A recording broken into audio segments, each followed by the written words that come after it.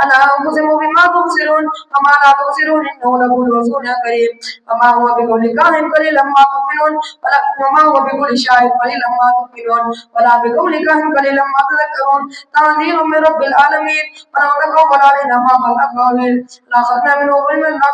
باليمين ثم لقطعنا منه الوتين وما منكم من أحد من المهاجرين وإنه لتذكرة للمتقين وإنا لنعلم منكم مكذبين وإنه لحسرة على الكافرين وإنه لكل يقين فسبح باسم ربك سنتائل بعذاب واقع للكافرين ليس له دافع من الله ذي المعارج تعرج الملائكة والروح إليه في يوم كان مقداره 50,000 سنة فاصبر صبرا جميلا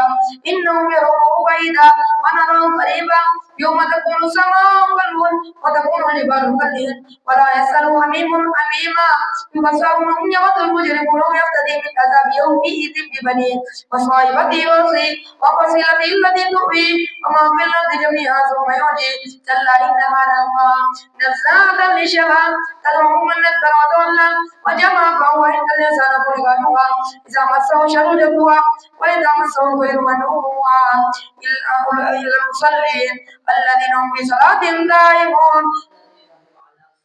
والذين هم على صلاتهم دائمون والذين في أموالهم حق معلوم للسائل والمحروم والذين يصدقون بيوم الدين والذين هم من عذاب ربهم مشفقون إن عذاب ربهم غير مأمون والذين هم لفروجهم حافظون إلا على أزواجهم أو ما ملكت أيمانهم فإنهم غير ملومين ومن ابتغى وراء ذلك فأولئك هم العادون والذين هم لأماناتهم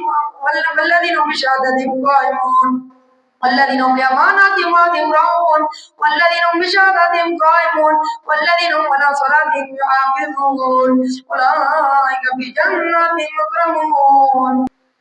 وما للذين كفروا قبلك مهدين عن اليمين وعن الشمال يزين أتما كل امرئ منهم أن يدخل جنة نعيم كلا إنا خلقناهم مما يعلمون ولا أقسم برب المشارق والمغارب إنا لقادرون على أن نبدل خيرا منهم وما نحن بمسبوقين وما نحن بمسبوقين تذرهم يخوضوا ويلعبوا حتى يلاقوا يومهم الذي يوعدون يوم يخرجون من الأجداث سراعا كأنهم لا نصب يوقدون خاشعة أبصارهم تراهم ذلة ذلك اليوم الذي كانوا يوعدون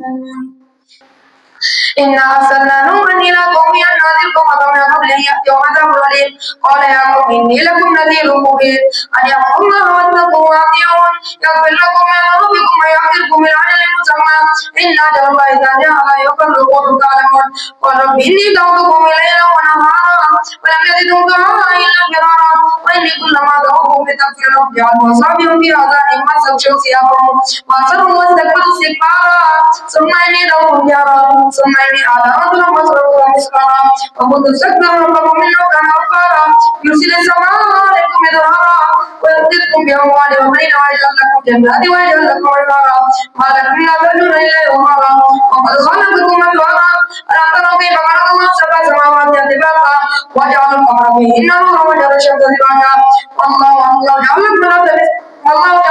رزقا والله أنبتكم من الأرض نباتا ثم يعيدكم فيها ويخرجكم إخراجا والله جعل لكم من الأرض بساطا لتسلكوا منها سبلا فجاجا